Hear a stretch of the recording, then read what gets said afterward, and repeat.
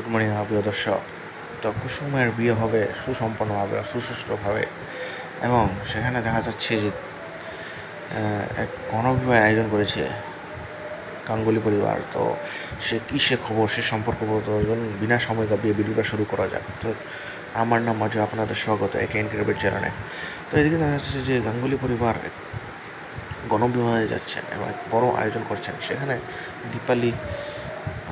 দীপালি বলছে কুসুমকে সেই বিবাহতে, বলছে শঙ্কর কাকু যাতে আমি একটু ভয় পাচ্ছি যে শঙ্কর কাকু জানে যাতে এইখানে কোনো উল্টাপাল্টা বলে না দেয়। তখন হঠাৎ করে একজন এসে বলে যে গাঙ্গুলি পরিবাররা এসে পড়েছে। তারপরে শঙ্কর বলছে তারা এসে পড়েছে, তো আমি যাচ্ছি সেখানে।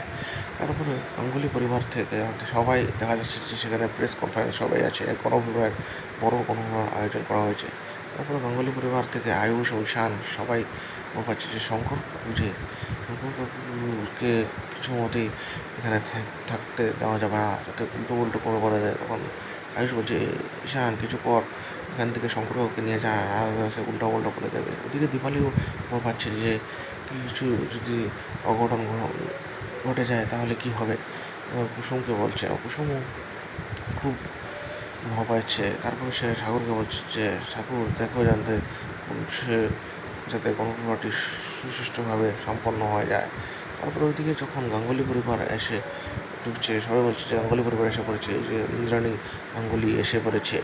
তারপরে শঙ্কর কাকু এসে বরণের থাল নিয়ে এসে বলে যে কাকাবাবু আমাকে এটা করতে দিন, আমি সব রীতিনীতি মেনেই করছি, এটা শুধু আমার করতে দিন।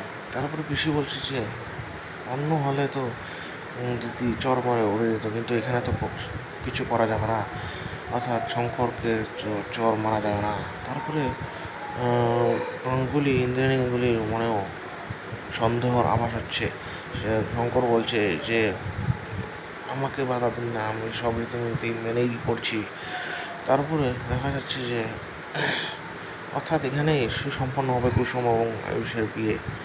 দেখা যাক কী হয় সেই বিয়েতে, গণবিবাহতে কী ঘটনা ঘটে। তাই চোখ রাখতে আপনারা আমার চ্যানেলকে সাবস্ক্রাইব করে নিন এবং বেল আইকনটি প্রেস করে দিন, যাতে আমি কোনো নতুন ভিডিও করলে আপনাদের কাছে সহজে পৌঁছে যায়। ধন্যবাদ প্রিয় দর্শক ভিডিওটি দেখার জন্য। যদি ভিডিওটি ভালো লাগে লাইক করে দেবেন, আপনাদের ফ্রেন্ডদের সাথে শেয়ার করে দেবেন এবং লাইক করে একটু কমেন্ট করে যাবেন, যাতে আমি জানতে পারি যে ভিডিওটা আপনাদের কেমন লাগছে। ধন্যবাদ ভিডিও দেখার জন্য।